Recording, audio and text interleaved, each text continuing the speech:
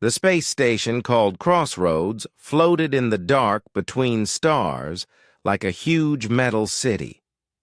Ships from many different worlds came here to trade goods and make deals. The station had wide halls filled with aliens of all shapes and sizes. Some walked on two legs like humans, others crawled on many legs, and some floated in the air. Captain Lisa Monroe stepped off her ship called the Starlight. She was a human woman with short brown hair and calm eyes. Lisa wore a simple blue uniform with captain's bars on her shoulders. Behind her walked two of her crew members. Jake Miller was her tactical officer, a tall man with black hair who always watched for danger. Amy Foster was her chief engineer, a smart woman with red hair who could fix anything that broke. Lisa had come to Crossroads Station to make trade agreements for Earth. Her people needed rare metals that only certain alien worlds could provide. It was supposed to be a simple business trip, nothing more. The main trading hall was huge, with a ceiling so high it disappeared into shadows. Hundreds of different aliens moved around, talking in many languages. The air smelled strange, like metal and spices mixed together. Lisa had been to many alien stations before, but this one felt different. There was tension in the air, like everyone was waiting for something to happen. Near the center of the hall stood a group of tall, scary-looking aliens. They were called Zorathi, and everyone knew they were the best fighters in the galaxy. The Zorathi looked like giant insects that walked on two legs. They had hard shells instead of skin, and 4 powerful arms instead of 2. Each arm ended in sharp claws that could cut through metal. The biggest Zorathi was named Vextar. He was 8 feet tall and covered in dark green armor that grew from his own body. His 4 arms were thick with muscle, and his eyes glowed red in the dim light. Other aliens gave him plenty of space as he moved through the crowd. Even the bravest traders did not want to anger a Zorathi champion. Lisa walked toward the trading center, not knowing that Vexitar was watching her. She moved with quiet confidence, the way someone does when they are not afraid of anything. Jake and Amy stayed close behind her, but they could feel many alien eyes staring at them. Humans were still new to this part of space. Most aliens had heard stories about them, but few had actually met any. To many of the aliens in the hall, humans looked weak and small. They had no claws, no armor, no special powers. How could such soft creatures survive in a dangerous galaxy? Vextar pushed through the crowd until he stood in front of Lisa. His shadow fell over her like a dark cloud. The trading hall grew quiet as other aliens stopped to watch. Everyone knew what it meant when a Zorathi champion approached someone. "You are human," Vextar said in a deep voice that sounded like rocks grinding together. He spoke in the common, trade language that most species used. "I have heard stories about your kind." Lisa looked up at the massive alien without fear. "I'm Captain Lisa Monroe of the Earthship Starlight. And you are?" "I am Vextar, champion of the Zorathi Empire. I have won 1,000 battles and never been defeated." He flexed his 4 arms, and the crowd could hear his joints cracking like breaking wood. "Your species claims to be warriors, yet you look like children playing at war." Jake stepped forward, his hand moving toward his weapon, but Lisa held up one finger and he stopped. She had dealt with bullies before, and she knew that showing fear would only make things worse. "We don't claim to be anything," Lisa said calmly. "We just do what we need to do." Vextar laughed, a sound like metal scraping against stone. "Your people say they fought great wars, They say they conquered their own world before reaching the stars. But look at you. You have no claws, no armor, no strength. How can you fight? Anything? Other aliens in the crowd began to whisper. Some had small devices that translated their words into different languages. The whispers grew louder as more aliens gathered to watch the confrontation. Perhaps your stories are lies, Vextar continued. Perhaps humans are not warriors at all, but cowards who hide behind their machines.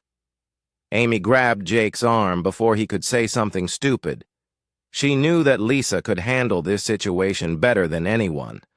The captain had not survived years of space exploration by being reckless. Lisa smiled, but it was not a friendly smile. You sound like you want to test that theory. I challenge you to single combat, Vextar announced loudly enough for the entire hall to hear. Tomorrow, in the station's combat arena, we will see if human warriors are real or just another fairy tale. The crowd gasped. No one had ever challenged a Zorathi champion and lived to tell about it. Vexitar had killed dozens of opponents in fair fights. His bioblades could cut through the strongest armor like it was paper. His 4 arms could attack from multiple directions at once. Fighting him was suicide. Lisa looked around at all the staring faces. Aliens from dozens of different worlds watched her with curiosity and fear. Some of them were taking bets on how quickly she would die. Others were already leaving, not wanting to see the bloodshed. Very well, Lisa said simply. I accept your challenge. The trading hall erupted in noise. Aliens chittered, roared, and made sounds that had no human equivalent. Jake's mouth fell open in shock. Amy looked like she wanted to grab Lisa and drag her back to their ship. Vextar's red eyes glowed brighter. Tomorrow at midday, small human, I will show the galaxy what happens to those who pretend to be what they are not. Looking forward to it, Lisa replied. The Zorathi champion turned and walked away, his heavy footsteps echoing through the hall. His followers went with him, already planning the victory celebration. Most of the other aliens also dispersed, spreading the news throughout the station. Soon only Lisa and her crew were left standing in the center of the hall. Captain, Jake said quietly, what the hell are you doing?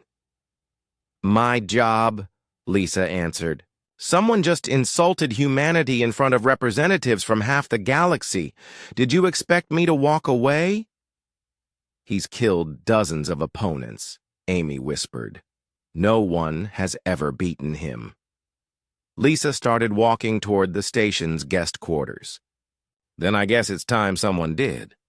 Behind them, news of the challenge spread through Crossroads Station like wildfire. By evening, every alien on the station knew that a human captain had accepted a death match against the galaxy's most feared warrior. Most of them thought she was either very brave or very stupid. None of them suspected she might be something else entirely. News of the challenge spread through Crossroads Station faster than a virus. Within hours, every alien on the massive structure knew that a human had agreed to fight Vextar in single combat. The reaction was immediate and predictable. In the gambling halls, odds against Lisa reached levels that the bookmakers had never seen before. The Kalhari traders, known for their mathematical minds, calculated her chances of survival at less than 1%. The insectoid Prothi began taking bets on how many seconds she would last before Vextar's first strike killed her. Stupid human, chittered a blue-skinned Vorthon merchant as he placed his bet. She does not understand what she faces. Near the alien embassy section, War Chief Kexmore met with his officers in a private room. The Zorathi leader was Vextar's commander and oldest friend. Unlike his champion, Kexmore was older and more thoughtful, but no less deadly. His dark red shell showed scars from 100 battles. "This human female puzzles me," Kexmore said to his advisors. "She showed no fear when Vextar challenged her. Either she is incredibly brave or incredibly stupid." "Surely she is stupid," replied his aide, a younger Zorathi named Dexval.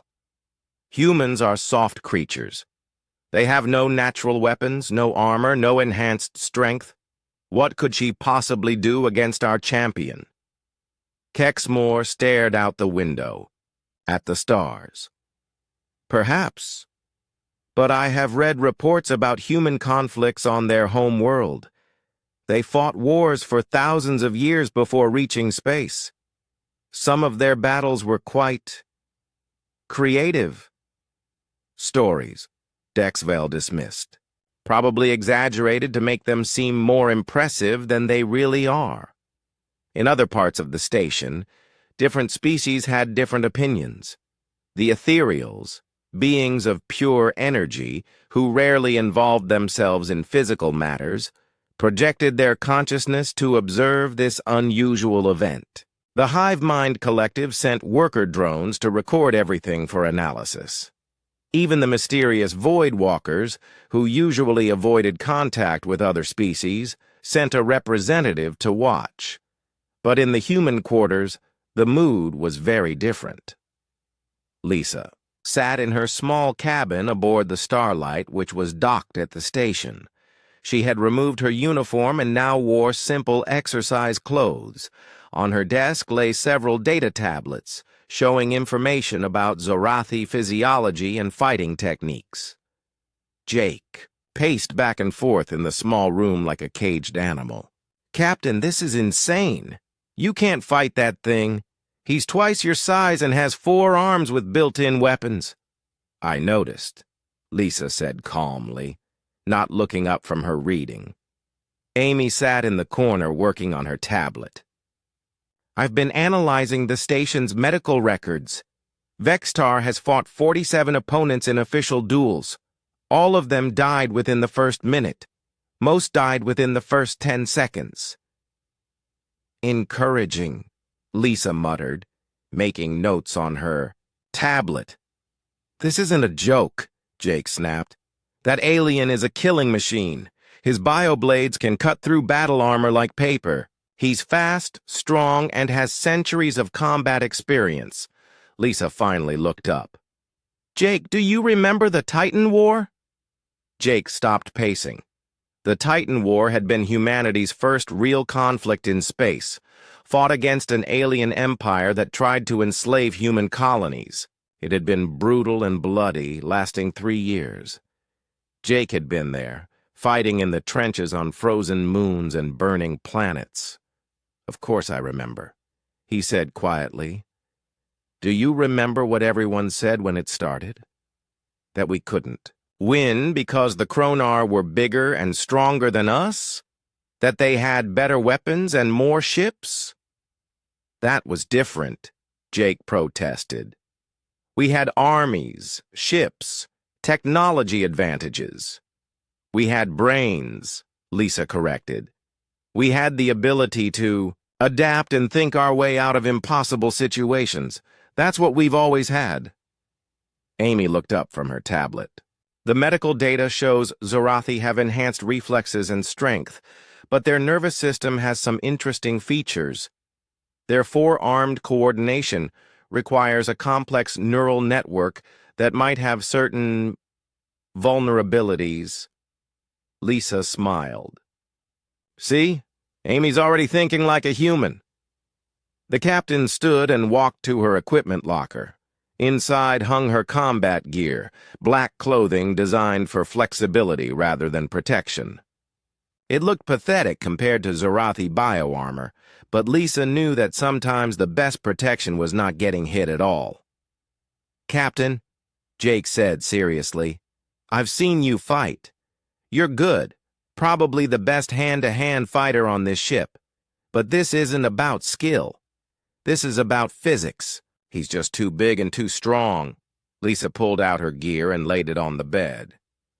Remember the old saying from basic training? Size matters, but speed kills. Another old saying, Amy added, the bigger they are, the harder they fall. Jake shook his head. You're both crazy. Meanwhile, in the Zorathi quarters, Vextar was preparing in his own way. The champion stood in the center of his room, moving through ancient combat forms. His 4 arms flowed like water, each bioblade cutting through the air with deadly precision. The forms had been passed down through generations of Zorathi warriors. Each movement was perfect, each strike calculated for maximum damage. Vextar had practiced these forms every day for over 2 centuries. They were as natural to him as breathing. His aide watched from the doorway. Champion, should we study the humans' fighting techniques? Vexatar completed a complex sequence that ended with all 4 blades converging on a single point. What is there to study? She is small, weak, and has no natural weapons. One strike will end this farce. Perhaps, but humans are said to be unpredictable. Unpredictability means nothing against superior skill and strength, Vextar replied. Tomorrow I will demonstrate to the galaxy why the Zorathi are the supreme warriors. Back on the Starlight, Lisa was watching old recordings of Zorathi fights. She studied every movement, every attack pattern, every victory. Jake and Amy sat beside her, pointing out details they noticed. He always leads with his primary right arm, Amy observed. It's his strongest limb, and he favors the killing blow called the ending storm, Jake added. 4 strikes from 4 different angles, all aimed at vital organs. Lisa nodded. He's been using the same techniques for centuries. They work because they're fast, powerful, and overwhelming. So how do you beat that?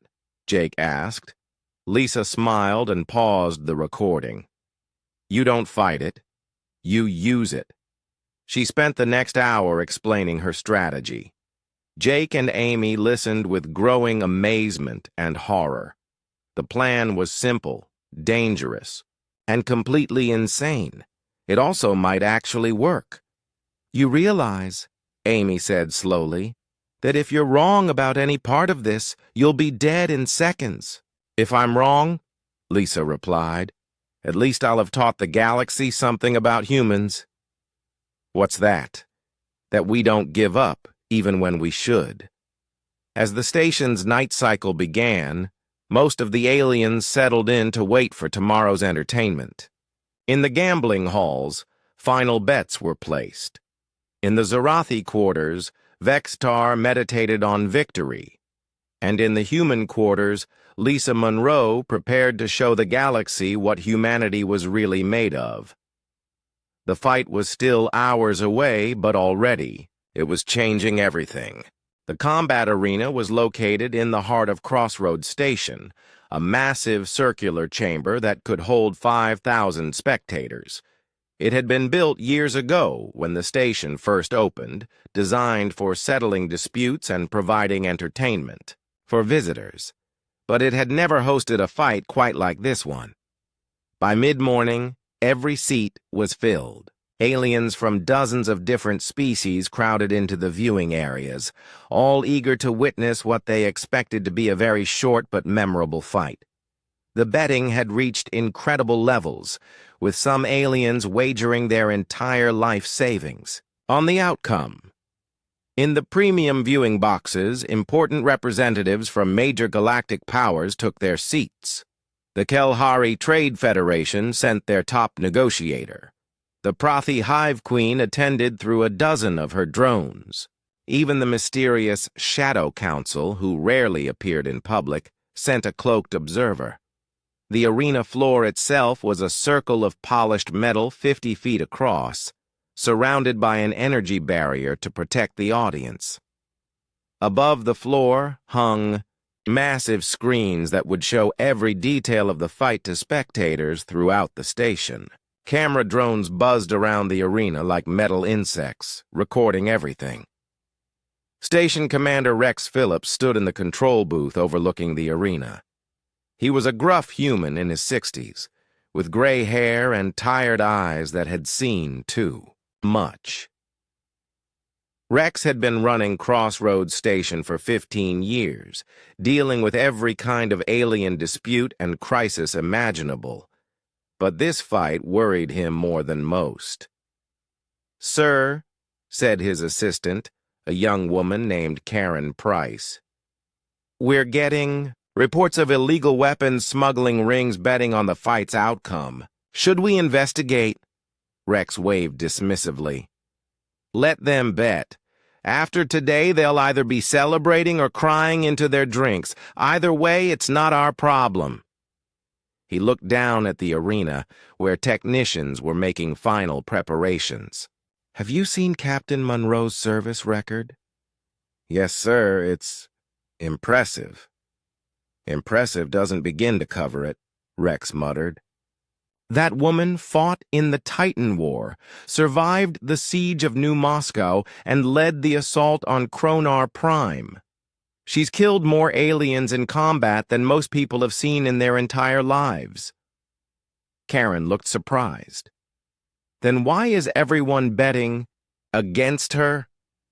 "Because they don't know humans," Rex replied. "They see our soft skin and think we're weak. They don't understand that we're the only species in the galaxy that evolved by fighting everything on our planet, including each other." In the preparation chambers beneath the arena, both fighters were getting ready in very different ways. Vextar stood in the Zorathi preparation room, surrounded by his supporters. War Chief Kexmore was there, along with several other high-ranking Zorathi officers. The champion performed ritual stretches and sharpened his bioblades on special whetstones.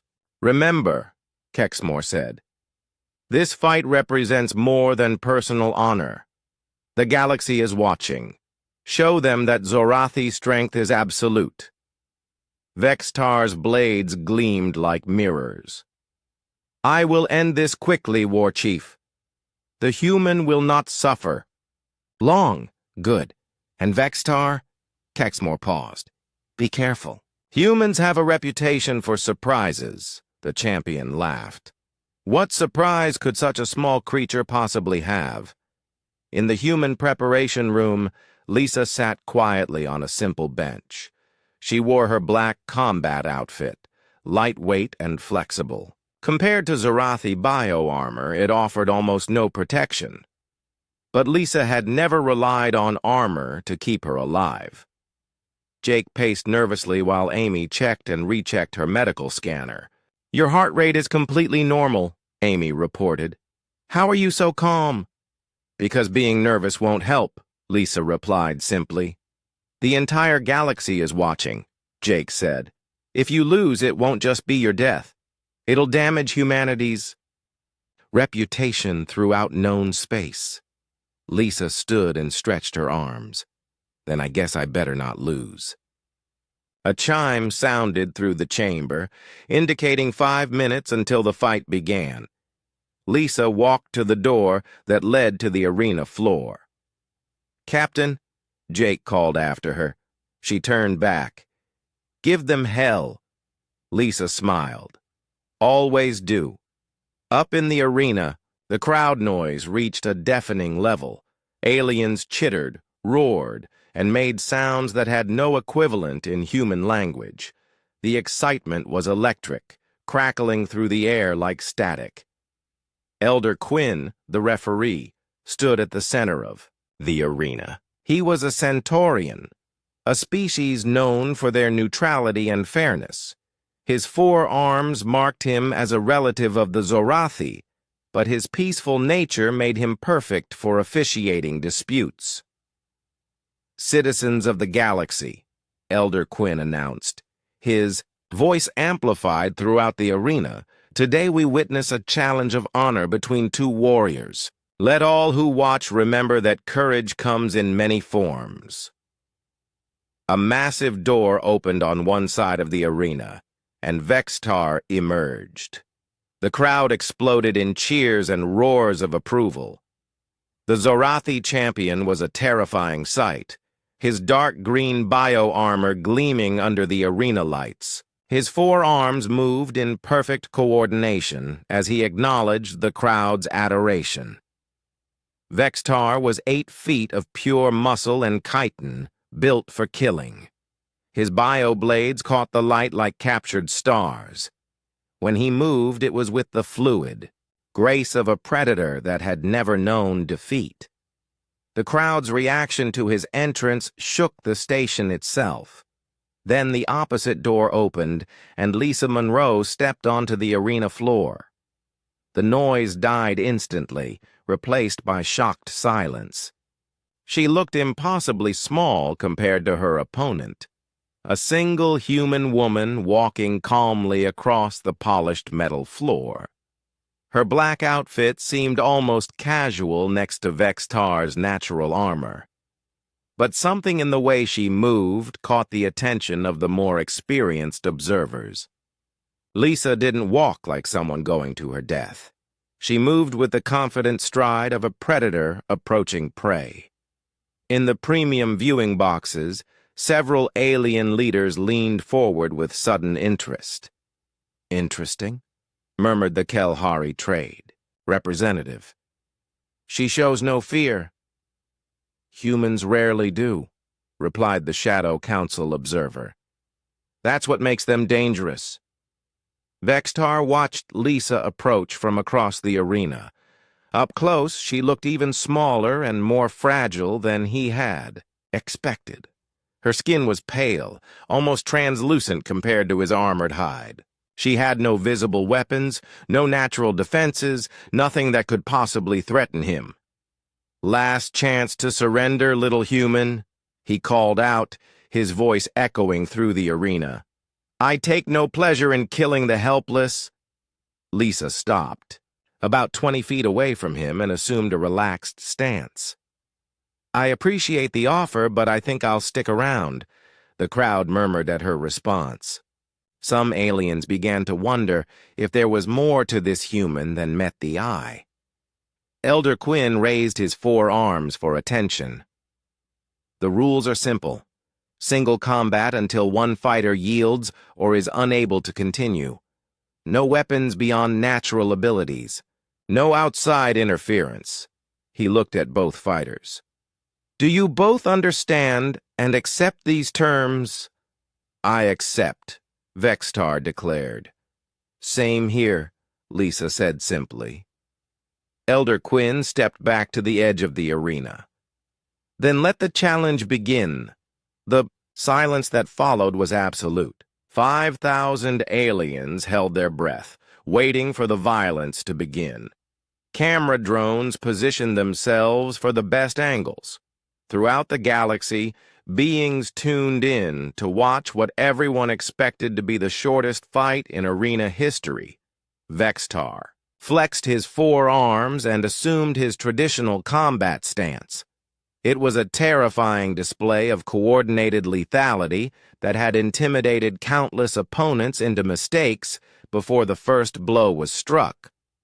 Lisa simply stood there, hands at her sides, watching him with calculating eyes. The fight was about to begin, and everything was about to change. The arena fell into complete silence as both fighters faced each other across the polished metal floor. Vextar towered over Lisa like a mountain of dark green armor and muscle. His 4 bio-blades gleamed under the bright lights, each one sharp, enough to cut through steel plating. The Zorathi champion had never looked more terrifying or more confident. Lisa stood perfectly still, her hands relaxed at her sides.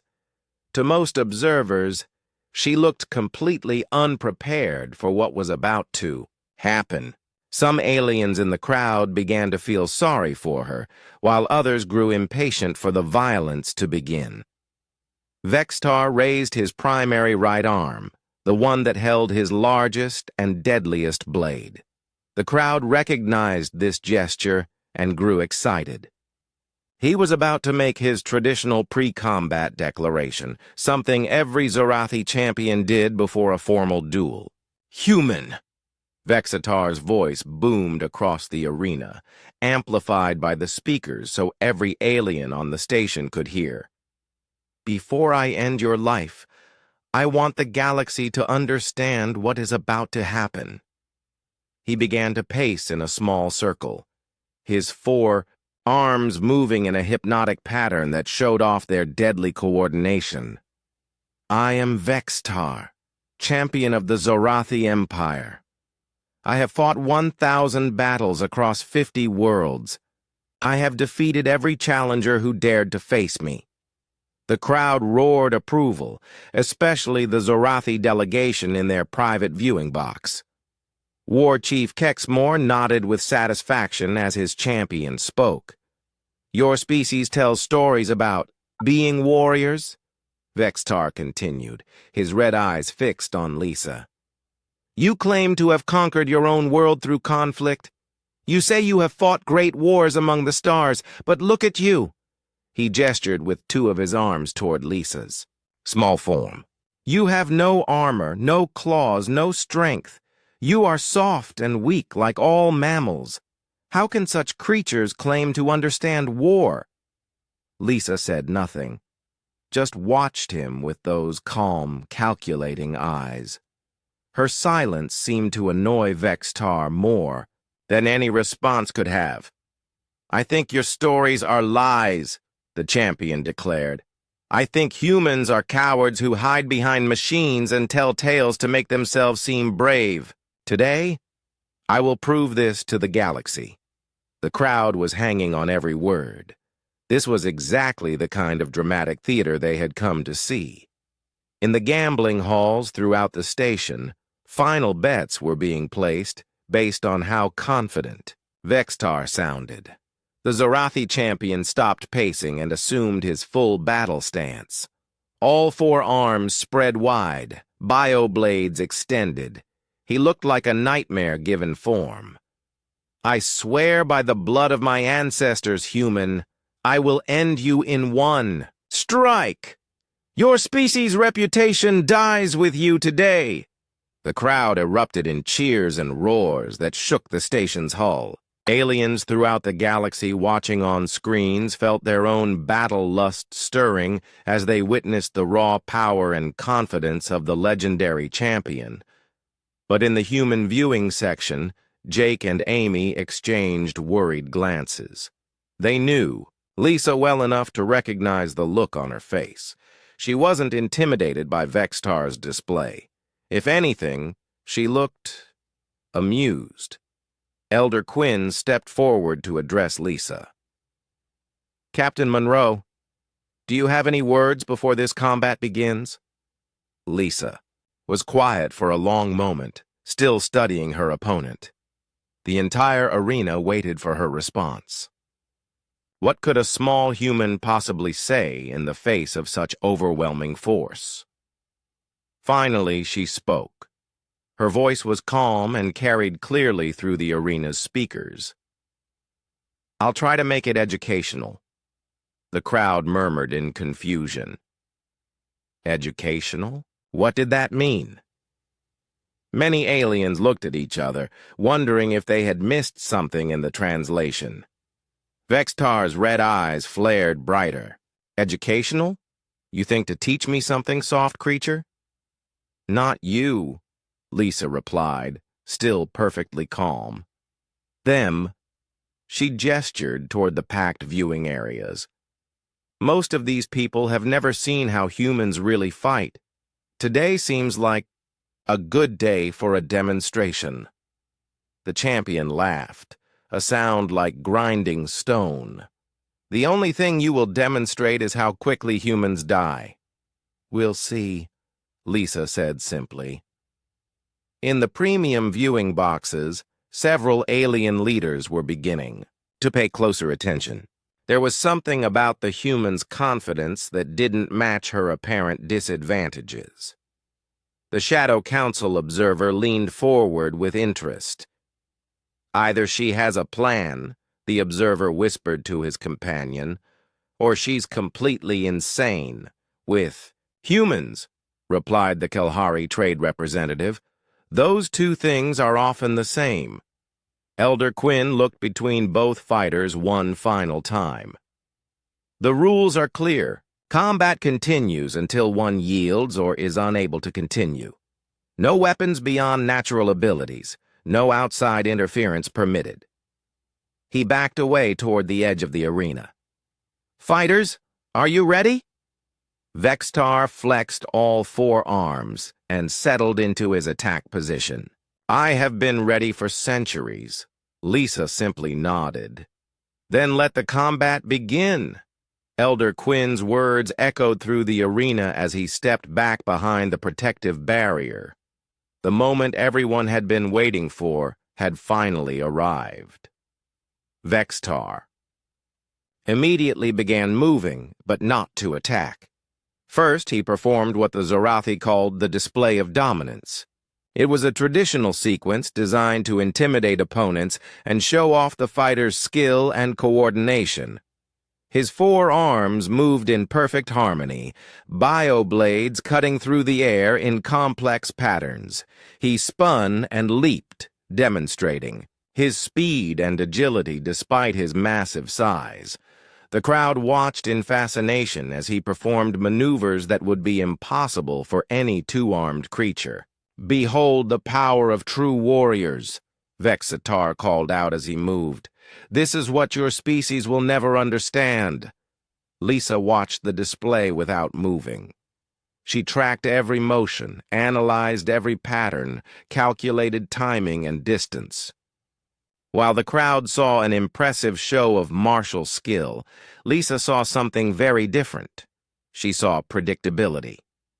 Vextar finished his display by assuming the attack position for his most famous technique. Now, human, you will witness the ending storm. It has never failed to kill in a single strike.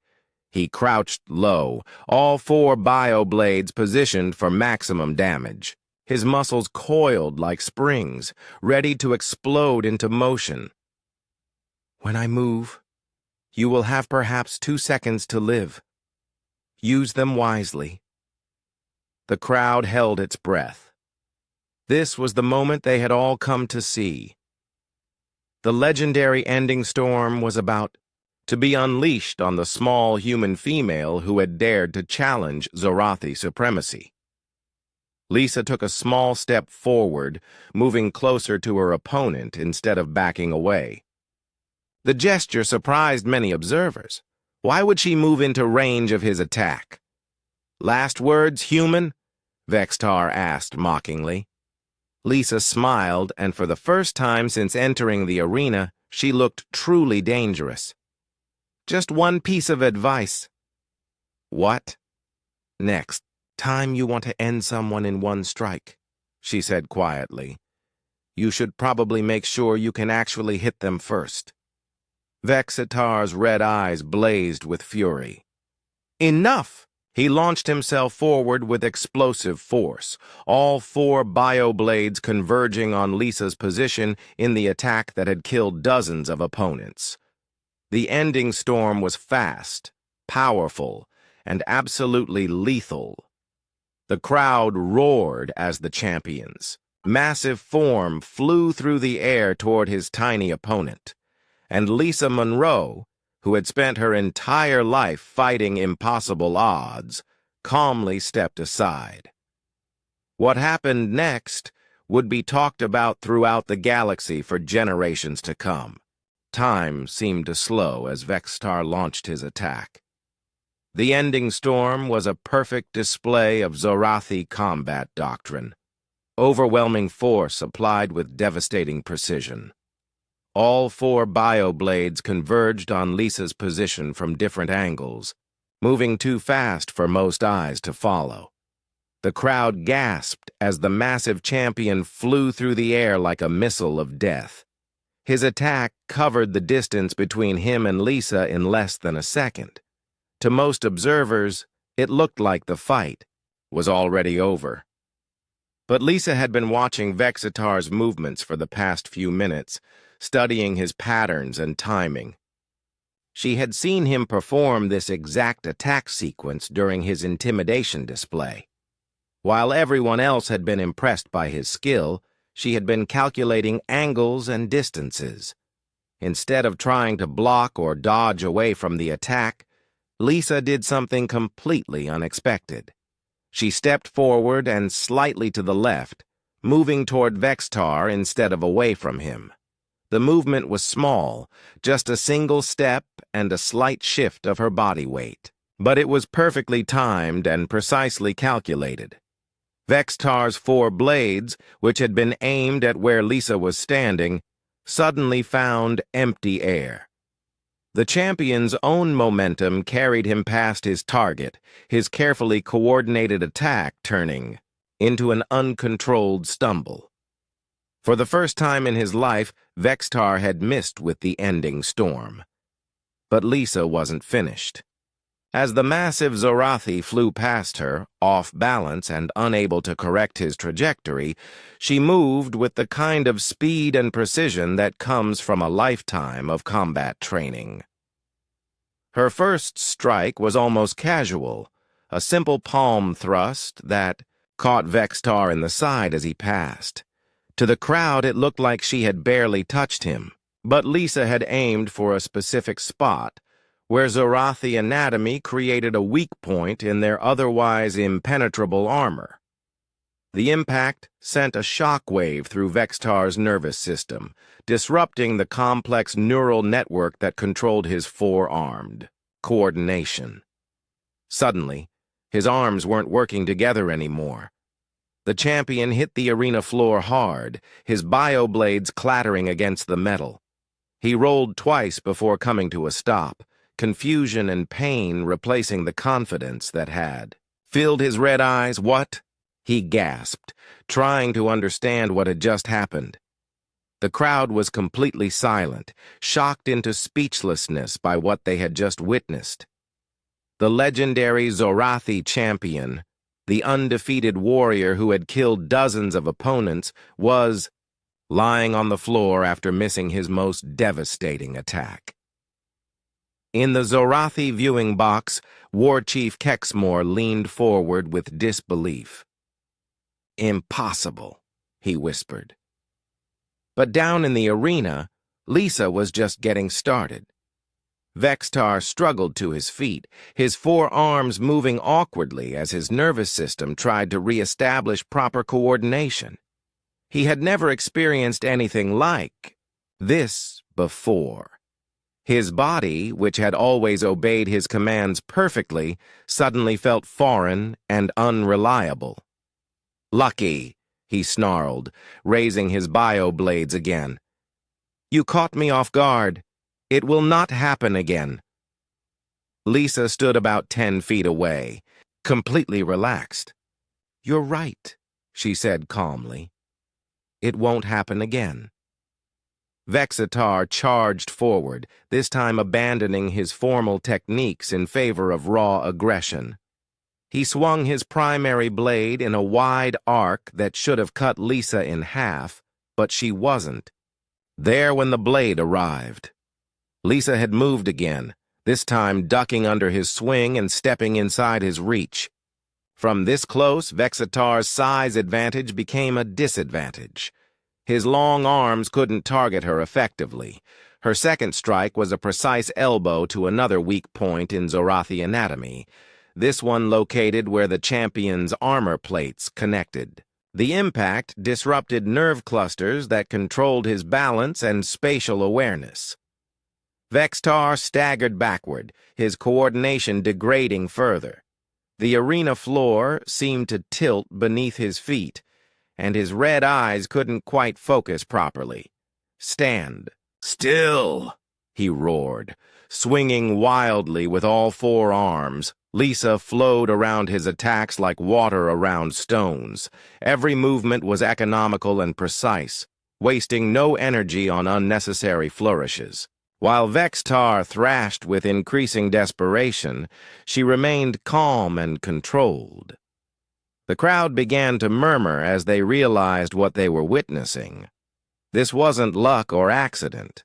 The human was systematically dismantling the galaxy's most feared warrior using techniques none of them had ever seen before. Incredible, breathed the Kelhari trade representative. She's not trying to overpower him. She's using his own strength against him. In the arena, Vextar was beginning to understand that he was in serious trouble. His attacks weren't connecting. His coordination was failing, and the small human seemed to anticipate his every move. He tried to back away, to create distance so he could reassess the situation, but Lisa followed him, staying just close enough to strike but far enough away to avoid his increasingly clumsy attacks. "What are you?" Vextar demanded, genuine fear creeping into his voice for the first time. "I'm human," Lisa replied simply, then struck again. This time, her target was the neural cluster that controlled Vextar's primary right arm. Her knuckles impacted the exact spot where armor plates met soft tissue, sending precise vibrations through his nervous system. Vextar's strongest arm went completely numb, the bioblade falling from nerveless fingers to clatter on the arena. "Floor!" The crowd gasped. One of the champion's 4 weapons was now useless. "This is impossible," Vextar said, staring at his unresponsive arm. "No creature can fight like this." "Humans can," Lisa said, circling him like a predator. "We learned a long time ago that size and strength don't matter if you know where to hit." She demonstrated by striking again, this time targeting the nerve center that controlled his left arm. Another precise impact, another limb rendered temporarily useless. Now, Vextar was down to 2 functional arms, and his coordination was so disrupted that he could barely stand upright. The legendary champion who had never been defeated was being methodically taken apart by an opponent half his size. "You see," Lisa continued, her voice carrying clearly through the stunned arena, "Zorathi nervous systems are incredibly complex. All that coordination requires a lot of neural pathways. Hit the right spots, and the whole system starts to break down." She struck again, targeting the cluster that controlled his secondary left arm. 3 arms down, 1 to go. Vextar swayed, on his feet, his remaining functional arm waving weakly. His red eyes were wide with shock and disbelief. "This cannot be happening." "It's already happened," Lisa said quietly. Her final strike was aimed at the nerve center controlling his legs. The impact sent Vextar crashing to the arena floor, his massive body unable to support itself as his nervous system shut down piece by piece. The champion lay on the cold metal, conscious but unable to move.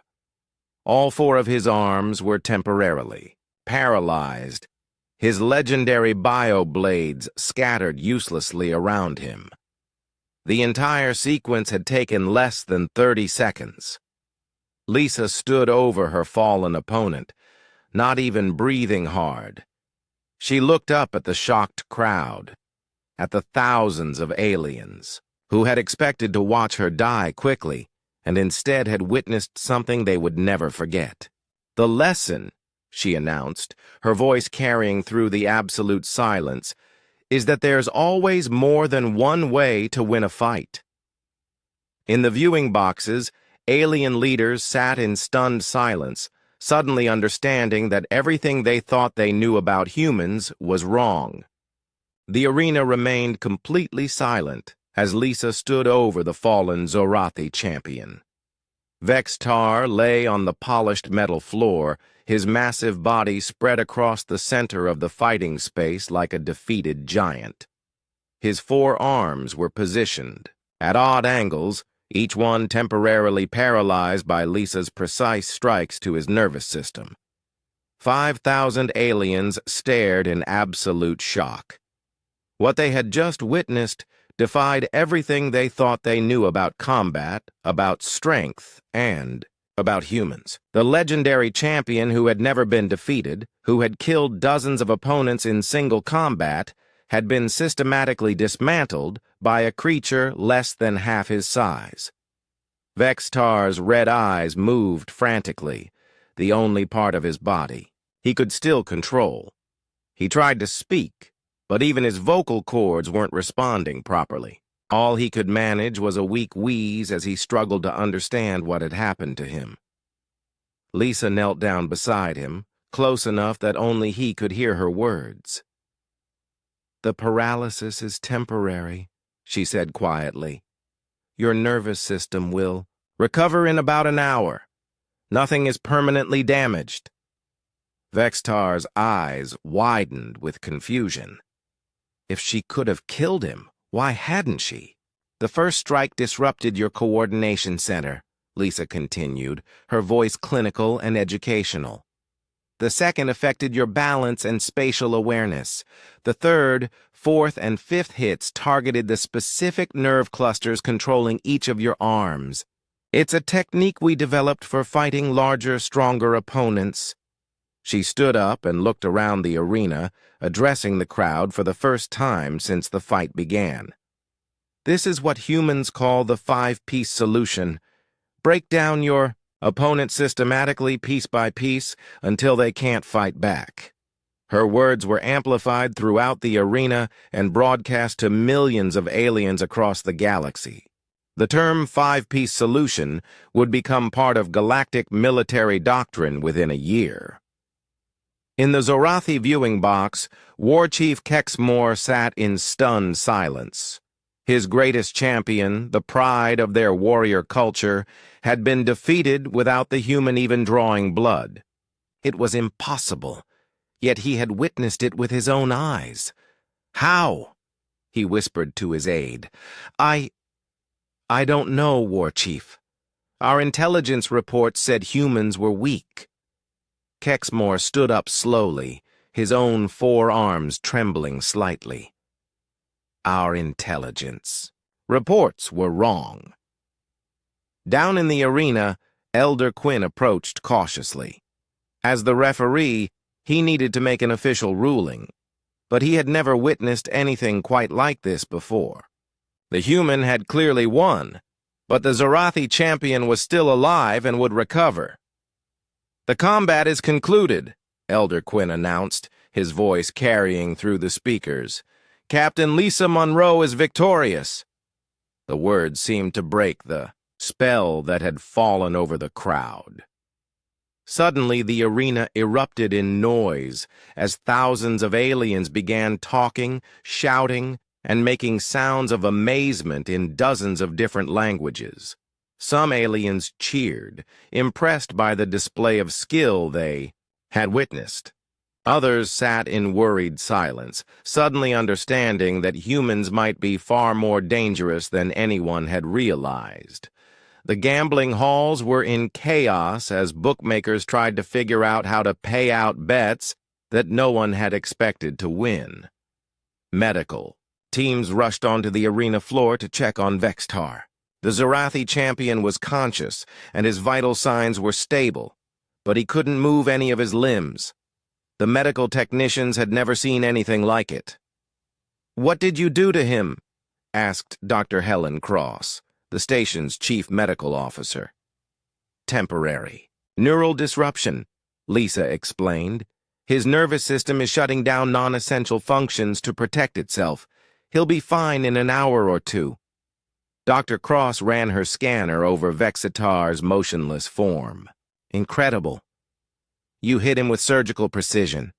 A few millimeters off, and you could have caused permanent damage or death." "That was the point," Lisa said simply. "This was a demonstration, not an execution." As the medical teams worked, Lisa walked to the edge of the arena where Jake and Amy were waiting behind the protective barrier. Both of her crew members looked like they had just witnessed a miracle. "Captain," Jake said, his voice full of awe, "that was the most incredible thing I've ever seen. Just good preparation and basic anatomy, Lisa replied. Every species has weak points. You just have to know where to find them. Amy was studying the readings on her medical scanner. Your heart rate never went above normal. You weren't even stressed. Why would I be stressed? I knew exactly what was going to happen. Up in the viewing boxes, alien leaders were having urgent conversations with their advisors. The display of human combat capability had changed the political landscape in a matter of minutes. We need to revise our threat assessments immediately, the Kelhari trade representative told his aide. If one human can do this to a Zorathi champion, what could a human army accomplish? The Shadow Council observer was already sending encrypted messages to his superiors. The balance of power in this sector of the galaxy had just shifted dramatically. In the station commander's booth, Rex Phillips allowed himself a small smile. He had known that the aliens underestimated humans, but even he hadn't expected such a complete demonstration of their error. Sir, Karen Price said excitedly, the communications board is lighting up. We're getting calls from governments throughout the galaxy. Let them call, Rex replied. After today, everyone's going to want to know more about humanity. Down on the arena floor, medical teams were preparing to move Vextar to the station's medical bay. As they lifted him onto a hover stretcher, the champion managed to force out a few words. How? He whispered, his voice barely audible. Lisa walked over to the stretcher and looked down at him. You trained to be strong, she said. We trained to survive. It was a simple statement, but it contained the entire history of human development. While other species had evolved natural weapons and armor, humans had developed intelligence, adaptability, and the willingness to use any advantage they could find. As Vexatar was carried away, War Chief Kexmore approached Lisa. The Zorathi leader moved slowly, his forearms held in a gesture of respect that few humans had ever seen. Captain Monroe, he said formally, I request permission to speak. Granted, Lisa replied. My champion has been defeated fairly in single combat. By the laws of our people, this brings great honor to both victor and vanquished. Kexmore paused, struggling with concepts his culture had never had to face before.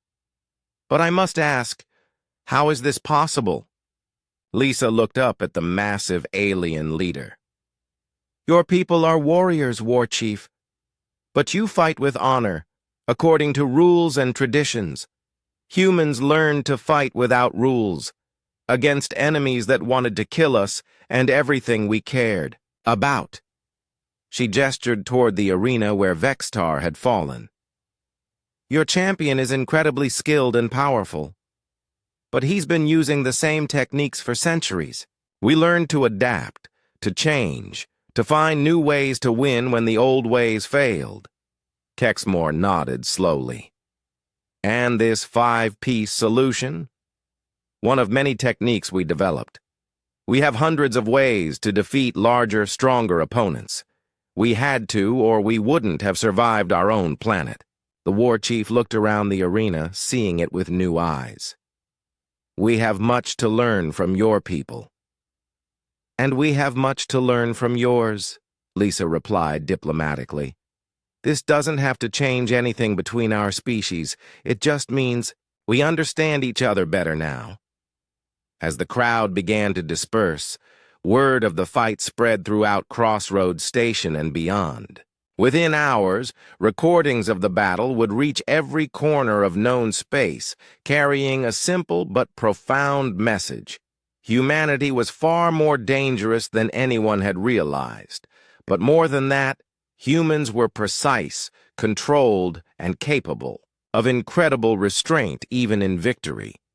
Lisa Monroe could have killed Vextar easily, but she had chosen to defeat him without permanent harm. That combination of capability and control would prove to be humanity's greatest weapon in the galaxy. The medical bay of Crossroads Station had never been so busy. Alien reporters, government officials, and curious observers crowded the corridors outside, all hoping to get a statement from either Lisa Monroe or the recovering Vextar. Station. Security worked overtime to maintain order and prevent the situation from becoming chaotic. Inside the medical bay, Vextar lay on a specialized treatment bed designed for Zorathi anatomy. Dr. Helen Cross monitored his condition as feeling slowly returned to his forearms. The champion's nervous system was recovering exactly as Lisa had predicted, with no permanent damage. Fascinating, Dr. Cross muttered as she studied her medical readings. The precision required to cause this kind of temporary paralysis without permanent harm is incredible. She had to hit the exact right spots with the exact right force. Vextar flexed his fingers weakly as sensation returned. His red eyes stared at the ceiling, still processing what had happened to him. For over 2 centuries, he had been the ultimate warrior, undefeated and seemingly undefeatable.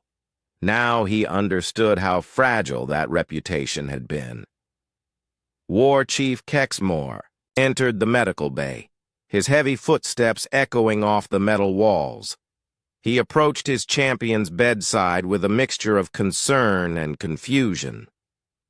"How do you feel, old friend?" Kexmore asked. "Humbled," Vextar replied quietly, "and educated. The human could have killed you easily. Why did she choose not to?" Vextar managed to sit up slightly, his primary arms now responding to his commands. "That is what I cannot understand. In Zorathi culture, victory in combat means death for the defeated. But she defeated me completely without causing permanent harm. Perhaps humans understand honor differently than we do. Perhaps humans understand many things differently than we do." Meanwhile, in another part of the station, Lisa Monroe sat in the human diplomatic quarters answering questions from a parade of alien officials. Jake and Amy flanked her, still amazed by what they had witnessed in the arena. The Kelhari trade representative, a tall, blue-skinned alien named Veltar, leaned forward in his chair. "Captain Monroe, my government is very interested in understanding human combat capabilities. Are all humans capable of such fighting skills?" "No," Lisa replied honestly. "I have specialized training that most humans don't receive. But the principles I used can be taught to anyone willing to learn. And these principles are adaptability, precision, and the willingness to use your opponent's strengths against them. We learned long ago that you don't need to be the strongest to win.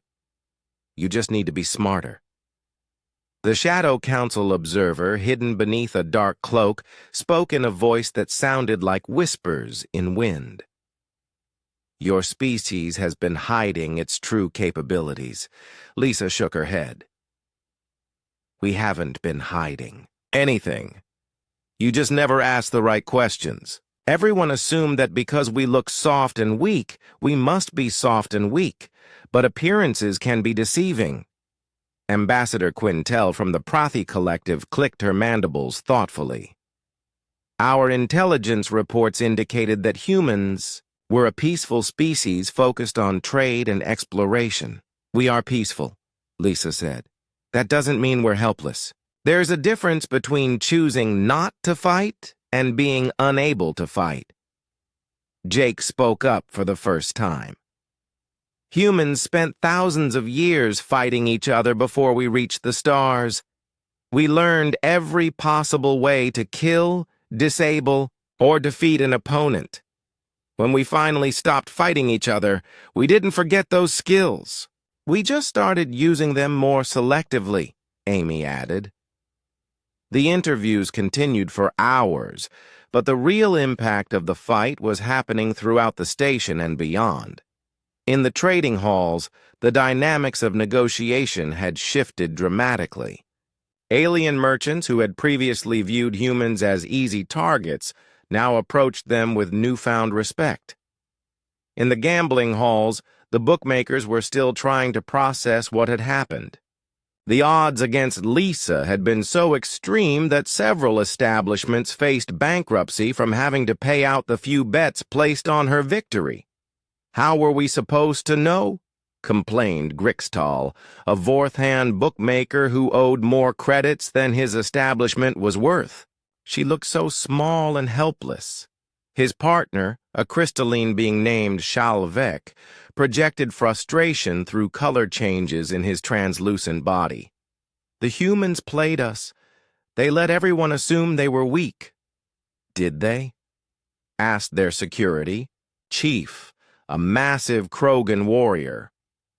"Or did we just assume what we wanted to assume?" That question was being asked throughout the galaxy as news of the fight spread. Governments that had dismissed humanity as a minor species suddenly began urgent reviews of their policies. Military leaders who had ignored human settlements started planning diplomatic outreach missions. Back in the medical bay, Vextar was now able to sit up fully. His forearms moved normally, though he still felt weak from his nervous system's recovery process. War Chief Kexmore had been joined by several other Zorathi officers, all eager to understand what had happened. "We must learn from this," Kexmore declared. "Our fighting techniques have remained unchanged for centuries because they worked. But today proved that even perfect techniques can be countered." Captain Dexval, Kexmore's aide, looked troubled. "War Chief, if one human can defeat our greatest champion, what does this mean for our status as the galaxy's premier warriors?" "It means we need to evolve," Vexitar said firmly. "The human showed me that strength alone is not enough. We have become too rigid, too predictable." He struggled to his feet, his balance still uncertain. "I want to speak with her." "Vextar, you should rest." "No." The champion's voice carried the authority that had made him legendary. "I was defeated fairly in single combat. Honor demands that I acknowledge this and learn from it." 20 minutes later, Vextar entered the human diplomatic quarters. Lisa looked up as the massive Zorathi warrior approached, noting that he moved more carefully than before, but seemed fully recovered. "Champion Vextar," she said respectfully. "How are you feeling?" "Physically, I am well. Mentally..." He paused, searching for the right words. "I am confused. You could have killed me easily, yet you chose not to. Why?" Lisa gestured for him to sit, though the chairs in the room were too small for his massive frame. He settled for standing at a respectful distance. "Because killing you would have accomplished nothing," she said simply. "You challenged me to prove a point about human weakness. I accepted to prove a different point about human strength. Neither point required your death. But in Zorathi culture, defeat in single combat means death. It is how we maintain the strength of our people." "And how is that working out for you?" Lisa asked gently. Vexitar was quiet for a long moment. "What do you mean?" "You've been using the same fighting techniques for centuries because they worked. But they only worked because no one had figured out how to counter them. When someone finally did, your entire system became vulnerable." She stood and walked to the window that looked out at the stars. "Humans learned that survival requires constant adaptation. We change our techniques, our strategies, our entire approach based on what we encounter. That's why we survived our own planet and why we'll survive out here." "And you would teach us these techniques?" Lisa turned back to him. "If you want to, Learn, yes, but it means accepting that your old ways might not always be the best ways. Vextar's red eyes gleamed with something Lisa hadn't seen before. Curiosity. I want to learn, he said firmly. Will you teach me? Outside the window, ships from dozens of worlds continued to arrive at Crossroads Station. Word of the fight had spread faster than hyperspace communications, carried by traders and diplomats to every corner of known space. The galaxy was beginning to understand that humanity was far more than it appeared to be. And that understanding was about to change. Everything. 3 days after the fight, Crossroads Station buzzed with activity like never before.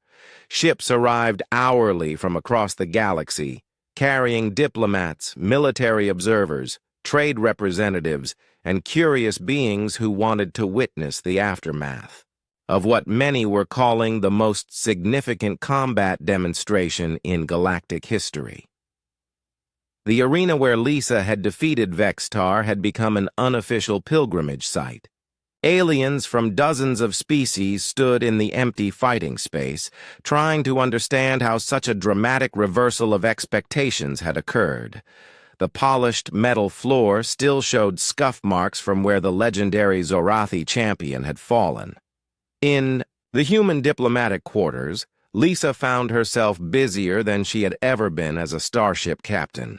Her original mission to negotiate mining rights had been forgotten in the flood of requests for meetings, demonstrations, and cultural exchanges that poured in from across known space. Captain, Jake announced as he entered with another stack of data tablets. We just received formal requests from the Ethereal Collective, the Centaurian Republic, and something called the Deep Ocean Consortium. They all want to establish formal military training exchanges with Earth. Lisa rubbed her temples. How many does that make? 47 species in 3 days, Amy replied from where she sat surrounded by communication equipment. The Earth Council is going to need to create an entirely new department just to handle all these requests. The most surprising development had come from the Zorathi themselves. War Chief Kexmore had formally requested permission to send a delegation of warriors to train with human military instructors. It was unprecedented in Zorathi history to seek combat training from another species. We have been the galaxy's premier warriors for over 1,000 years, Kexmore had explained during his official request. But your Captain Monroe showed us that we have become too rigid in our thinking. We wish to learn these human concepts of adaptability and precision. The request had caused considerable debate within Zorathi society. Traditional warriors argued that seeking outside training was an admission of weakness. But younger Zorathi, especially those who had witnessed the fight, pushed for acceptance of new ideas. Vextar had become the most vocal advocate for the cultural exchange. The former champion spent hours each day training with Lisa, learning basic principles of human martial arts. His massive frame and four-armed anatomy required significant modifications to traditional techniques, but he proved to be a dedicated student.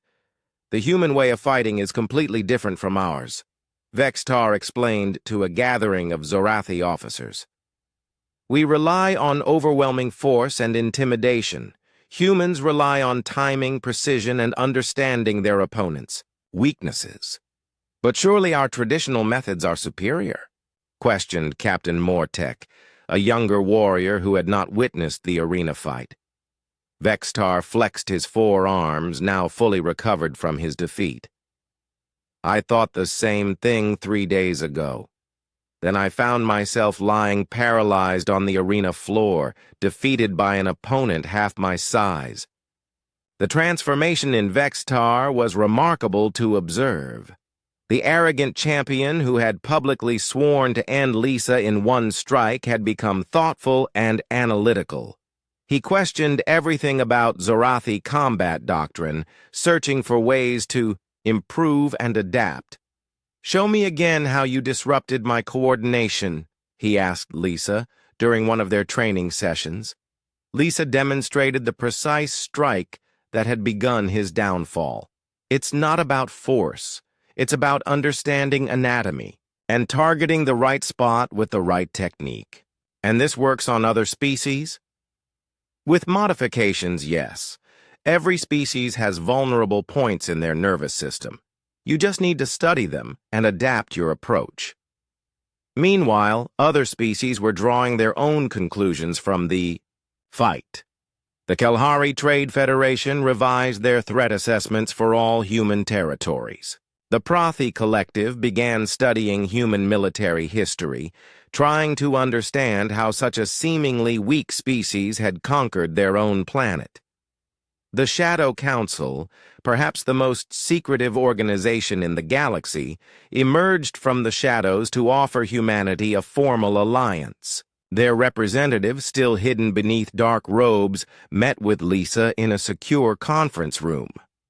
"Your species has proven itself capable of unexpected solutions to complex problems," the Shadow Council observer said in his whispered voice. "We would like to discuss mutual cooperation arrangements." "What kind of cooperation?" Lisa asked carefully. "Intelligence sharing, cultural exchange, perhaps joint operations against mutual threats." The figure leaned forward. "The galaxy is full of dangers that require creative thinking to overcome. Your people seem uniquely qualified for such challenges." Lisa considered the offer carefully. The Shadow Council was rumored to know secrets about threats that lurked beyond known space, things that kept even the most powerful species awake at night. "I'll need to discuss this with Earth Command," she said finally. "Of course. But know that after 3 days of observation, we believe humanity could become a significant stabilizing force in this region of space." Not all reactions were positive. Several aggressive species saw humanity's demonstrated capabilities as a threat to their own dominance. The Ravager clans, a coalition of pirate species that preyed on weaker civilizations, began avoiding human trade routes entirely. "Better to find easier prey," admitted clan leader Skorvosh in an intercepted communication. "If their merchants fight like their diplomats, raiding human ships is suicide." This shift in perception had immediate practical benefits. Human trade vessels reported a dramatic decrease in pirate attacks. Alien governments that had previously been reluctant to negotiate with Earth suddenly became eager to establish formal diplomatic relations. But perhaps the most significant change was in how humans saw themselves. News of Lisa's victory reached Earth and the colonies within hours, carried by the fastest communication networks available. The reaction was immediate and overwhelming. "We always knew humans were tough," commented Admiral Patricia Wong, commander of Earth's Space Defense Forces. "But seeing one of our people systematically defeat a legendary alien warrior, it changes how we think about our place in the galaxy." Young humans across known space suddenly showed new interest in martial arts and military training. Recruitment for space exploration and defense services increased by 300% in the week following the fight. On Crossroads Station, Lisa was finally preparing to return to her ship and resume her original mission. The mining rights. Negotiations, which had seemed so important a week ago, now felt almost trivial compared to the diplomatic revolution that had followed her arena victory. Vextar approached her as she packed her gear. The massive Zorathi warrior moved with new awareness, his 4 arms coordinated but ready to adapt rather than simply overwhelm. "Captain Monroe," he said formally, "I have a request." "What can I do for you, Vextar?" "I would like to accompany you back to human space. War Chief Kexmore has approved my assignment as the first Zorathi exchange officer with your people." Lisa looked surprised. "That's quite an honor. Are you sure you want to leave your home? My home is wherever I can learn to become a better warrior, Vextar replied, and you have shown me that I have much to learn.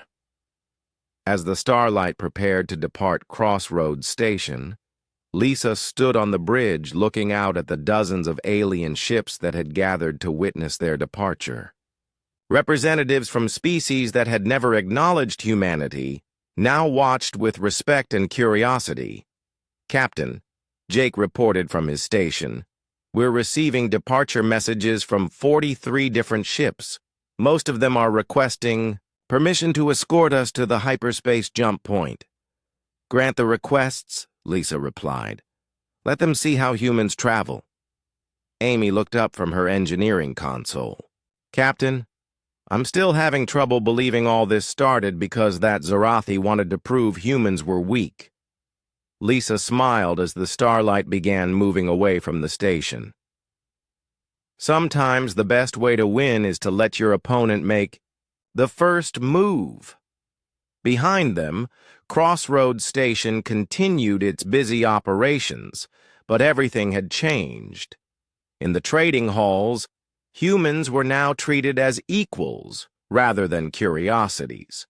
In the diplomatic areas, serious discussions about long-term alliances were taking place. In the arena, young warriors from dozens of species practiced new techniques based on principles they had learned from watching one human woman defeat a legendary champion.